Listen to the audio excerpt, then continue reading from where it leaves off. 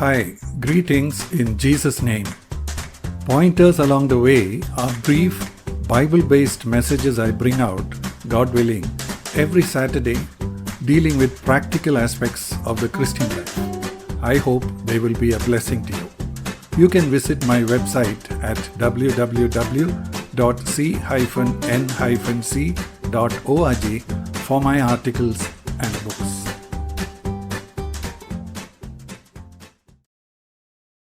This is pointer number 992, and its title is Doctrinal Differences, Big and Small. I am convinced that no two Christians can agree on every aspect of doctrine.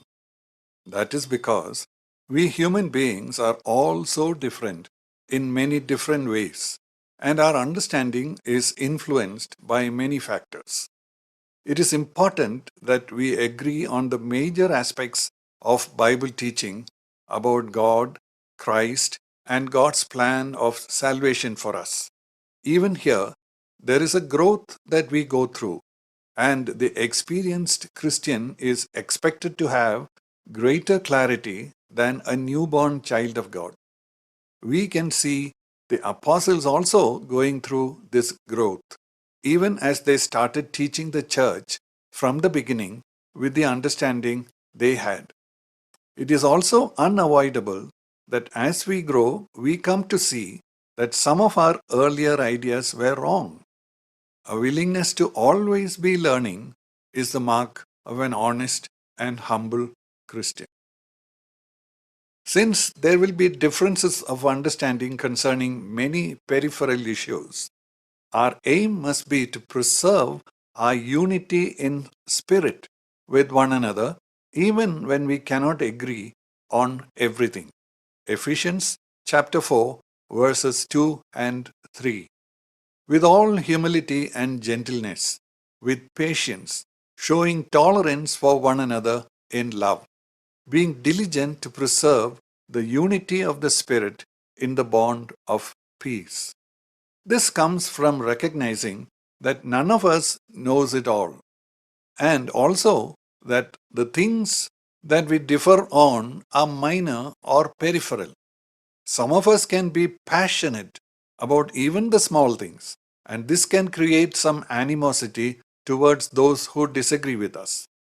But then we have to be able to distinguish between what are key issues and others that are peripheral.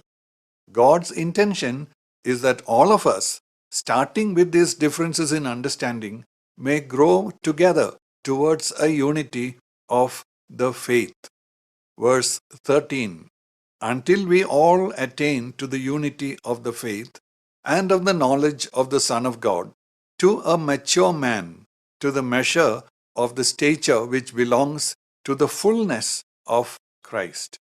The faith here refers to the different facets of our faith that form our unique Christian worldview. As we grow, we are expected to come into deeper agreement about these aspects too. Do we need to always confront someone who has a different understanding on peripheral issues? Apollos was eloquent in sharing the gospel of Christ with the limited knowledge he had, but he needed an Aquila and Priscilla to tune him up on details. Acts chapter 18, verse 26. And he began to speak out boldly in the synagogue. But when Priscilla and Aquila heard him, they took him aside and explained to him the way of God more accurately. But if we do not keep the focus on important issues, but we get taken up with minor aspects, we may end up creating confusion and stirring up strife. Once we understand something is a minor issue, we can mostly ignore it. If we think that both of us have enough unity of understanding between us, we can consider discussing it without getting worked up on it. Can we think of a modified version of the serenity prayer like this? Lord, give me the courage to help my brother get a better understanding on important doctrines, the patience to bear with him as he holds different views on peripheral issues, and give me the discernment to know the difference. When it comes to understanding doctrine, one requirement for us to get to the truth is to have a willingness to obey what we learn. John chapter 7 verse 17. If anyone is willing to do his will, he will know of the teaching, whether it is of God or whether I speak from myself. Many times, the reason why people cannot see the truth is that their interest in that truth is merely academic or casual. They are not seeking it as if they are looking for hidden treasure. Proverbs chapter 2, verses 4 and 5. If you seek her as silver and search for her as for hidden treasures, then you will discern the fear of the Lord and discover the knowledge of God.